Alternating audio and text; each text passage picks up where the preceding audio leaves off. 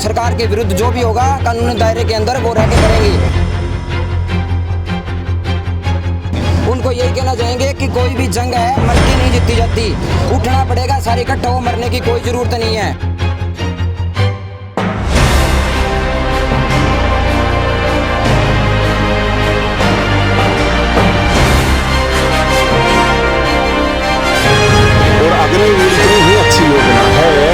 तो फिर ये नेता एमपी एमएलए बड़े बड़े अफसर उद्योगपति अपने बच्चों को अग्निवीर के तहत भेजे फौज में।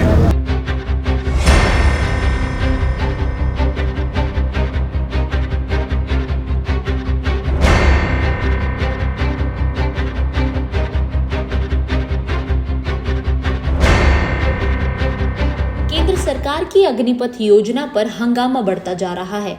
आज सैकड़ों की संख्या में युवा रोहतक स्थित मानसरोवर पार्क में इकट्ठा होकर आम आदमी पार्टी के पूर्व अध्यक्ष नवीन जयहिंद के नेतृत्व में शहर के बीचों बीच जोरदार प्रदर्शन करते हुए बीजेपी कार्यालय पहुंचे, जहां उन्होंने बीजेपी के प्रदेश कार्यालय का घेराव किया, बीजेपी सरकार की अर्थी फूकी। सुखद बात ये रही कि युवाओं ने प्रदर्शन के दौरान किसी भी प्रकार की हिंसा नहीं की।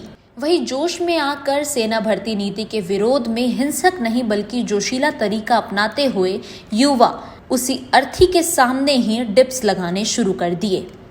पत्रकारों से बातचीत करते हुए युवाओं का कहना है कि वो कानून के दायरे में रहकर लड़ाई जारी रखेंगे। उन्होंने कहा कि लड़ाई मरकर नहीं बल्कि जिंदा रहकर लड़ी जाएगी। युवाओं ने ये भी बताया कि जब तक योजना को सरकार वापस नहीं ले लेती, उनका प्रोटेस्ट शांतिपूर्ण तरीके से जारी रहेगा। टीओडी के हम नाम संजय नाम है जी, सिरसा से हूँ मैं। हम जो इन्होंने टीओडी लागू किया है इसके सख्त खिलाफ हैं। हमारी यही है भी हमारा जो एग्जाम है वो करवाया जाए, जो भर्तियाँ इन्होंने रद्द किया है वो करवाई जाए, एयरफोर्स का जो रिजल्ट रोक रखा है वो करवाया जाए, टीओडी भी बंद की जाए। जो ये लड़के अभी एग्जाम नहीं हुआ इनका, जो ये टीओडी के अंदर भी नहीं आ रहे हैं, ठीक है, इनकी तो जिंदगी बर्बाद होगी ना सर। 1 साल हो गया। 1 साल हो गया। पहले ये कह रहे थे कोविड के करके रोक रखी है, अब इन्होंने भर्तियाँ रद्द कर दी। जो ये 62 लड़के मरे हैं इनका एग्जाम ही था, सभी का कॉमन एंट्रेंस एग्जाम था, वो उन्होंने कैंसिल किया, भर्ती रद्द कर दी। ये लड़के कहाँ पे जाएंगे? एयरफोर्स का जो रिजल्ट रोक रखा है, एनरोलमेंट लिस्ट रोक रखी है, ये सारा जारी किया जाए। हमारी सरकार से ये दरखास्त है कि रोक इसको सारा सिस्टम वाइज लागू कर दें जो भी है, और हम कानून के दायरे में रह के शांतिपूर्वक आंदोलन करेंगे। अच्छा, एक बात बताओ, जो युवक सुसाइड कर रहे हैं उनको क्या कहना चाहेंगे? उनको यही कहना चाहेंगे कि कोई भी जंग है मर के नहीं जीती जाती, उठना पड़ेगा, सारे इकट्ठा हो, मरने की कोई जरूरत नहीं है। अगर मर गए तो सारा सिस्टम ही बंद है, क्या कर लोगे मर के? तो मैं सभी युवाओं से ये कहना चाहूंगा कि गलत कदम ना उठाएं। हम सरकार के विरुद्ध जो भी होगा कानूनी दायरे के अंदर वो रह के करेंगे। देखो, हम ये इसलिए आए हैं क्योंकि सरकार ने टीओडी रूल लगा दिया है और हम इस रूल के बिल्कुल खिलाफ है। सरकार ये कह रही है कि इसमें बच्चों का फायदा होगा। अगर सरकार को बच्चों का फायदा दिखता है तो ये रूल अलग से कर दिए। हमारा जो भर्ती प्रोसेस चलता था आर्मी का, जीडी क्लर्क और ट्रेडमैन का, वो प्रोसेस बिल्कुल वैसे का वैसे ही रहने दिया जाए। अच्छा, सरकार तो ये कह रही है इन्हीं में से जो रेगुलर हैं वो छांटे जाएंगे बच्चे। नहीं, उसका कोई मतलब नहीं है ना 25% का। तो 25% बच्चे कैसे रह सकते हैं? इसमें बच्चों को 4-5 साल हो गए तैयारी करते, और 3 साल की एनसीसी भी बोल रहे हैं। बच्चा जो 3 साल की एनसीसी करता है उसका फौज में जाने का क्या मतलब रह गया? अगर 4 साल के लिए ये बुला रहे हैं वहाँ पर, यहाँ पर वापिस आकर बच्चा क्या करेगा? अगर 4 साल के लिए उन्होंने प्रमोट कर दिया तो इसका कोई मतलब नहीं बनता। हम ये चाहते हैं कि हमारा जो भर्ती प्रोसेस था वो वैसे का वैसे ही रहने दिया जाए। और जो टीओडी रूल चला रहे हैं और कह रहे कि बच्चों का ही फायदा है, लगभग बच्चों को इसमें सेना में मौका करने का वो मिलेगा, मौका सेना में सेवा करने का मौका मिलेगा। तो इससे में कोई आपत्ति नहीं है, कर सकते हैं, लेकिन हमारा जो भर्ती प्रोसेस था वैसे का वैसा ही रहने दिया जाए। और ये 2 साल का ये बोल रहे कि भर्ती में छूट दे दी, कोई छूट नहीं दी इन्होंने। ये बहुत से बच्चे थे जो क्लर्क की तैयारी कर रहे थे, ये क्लर्क के लिए इन्होंने वापसी दी है। पहले इन्होंने ये प्रदर्शन किया कि 21 साल तक कर देते हैं ताकि बच्चे इसमें ज़्यादा हिंसक ना, और बाद में इन्होंने थोड़ा रुक कर 2 साल का ये रिलैक्सेशन जो दिया वो क्लर्क वाले बच्चों के लिए है, इन्होंने कोई एक्स्ट्रा छूट नहीं दी है। वहीं आप पार्टी के पूर्व प्रदेश अध्यक्ष नवीन जयहिंद ने कहा कि सरकार तुरंत प्रभाव से इस योजना को वापस ले ले। अगर लागू करती है तो सबसे पहले नेताओं के बच्चे इसमें शामिल होने चाहिए। उनका कहना है उन्होंने ऐसा कोई जवान नहीं देखा जो किसी नेता या मंत्री का बेटा हो, तो पहले सरकार अपने मंत्रियों के बच्चों को इस योजना में आवेदन भरवाए, चाहे तनख्वाह 1 लाख भी दे दे, उससे उन्हें कोई आपत्ति नहीं है। अग्निपथ योजना पर सवाल उठाते हुए उनका कहना है, सरकार केवल गरीब बच्चों का भविष्य खराब कर रही है। जी सर, आज प्रदर्शन किया। आज प्रदर्शन का मकसद ये था कि सरकार अग्निपथ योजना है, इसको वापस ले ले, वरना देश का युवा आग का गोला बन के इस सरकार को भस्म कर देगा। और अग्निवीर इतनी ही अच्छी योजना है तो फिर ये नेता MP MLA बड़े बड़े अफसर उद्योगपति अपने बच्चों को अग्निवीर के तहत भेजें फौज में।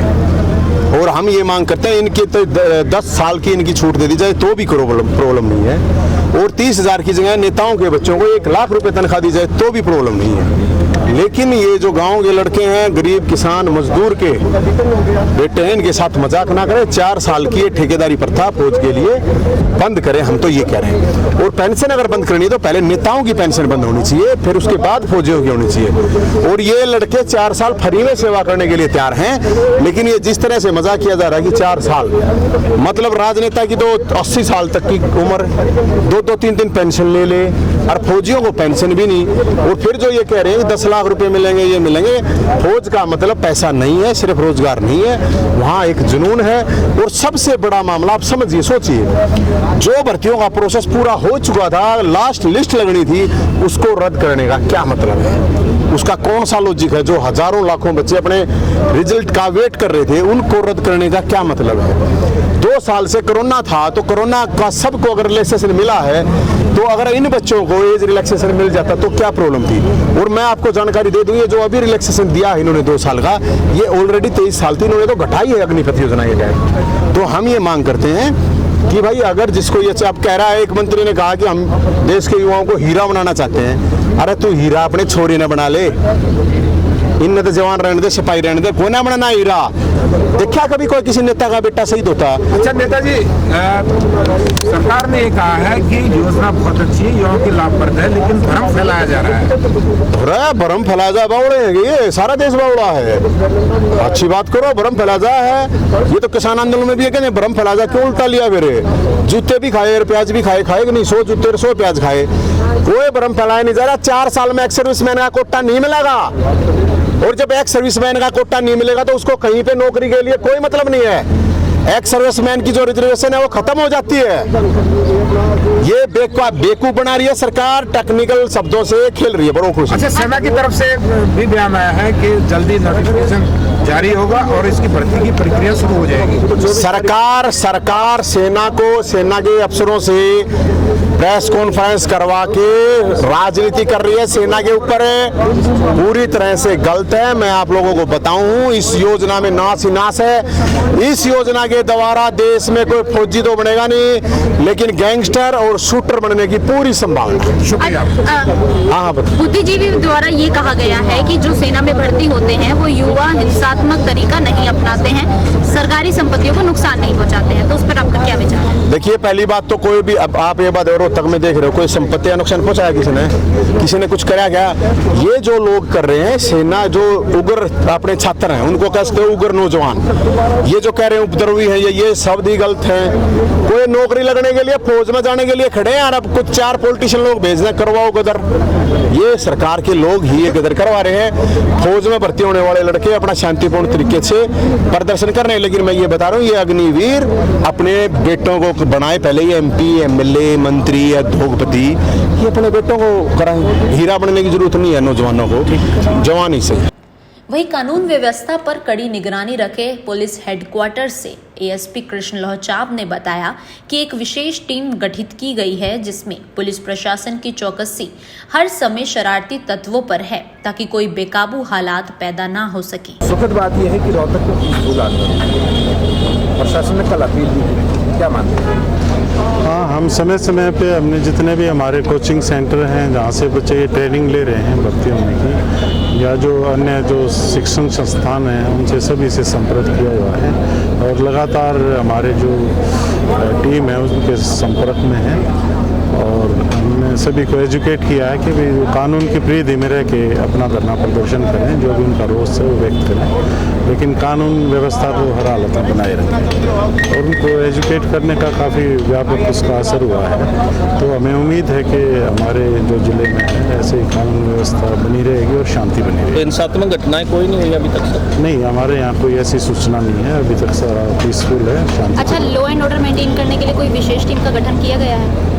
हाँ, हमने हमारी जितने भी जो अधिकारी हैं उनके साथ विशेष टीमें हैं, ड्यूटी मजिस्ट्रेट नियुक्त हैं और हर समय वो मुस्तैद हैं। कहीं भी कोई सूचना मिलती है तो तुरंत उस पर रेस्पॉन्स करने के लिए तैयार हैं।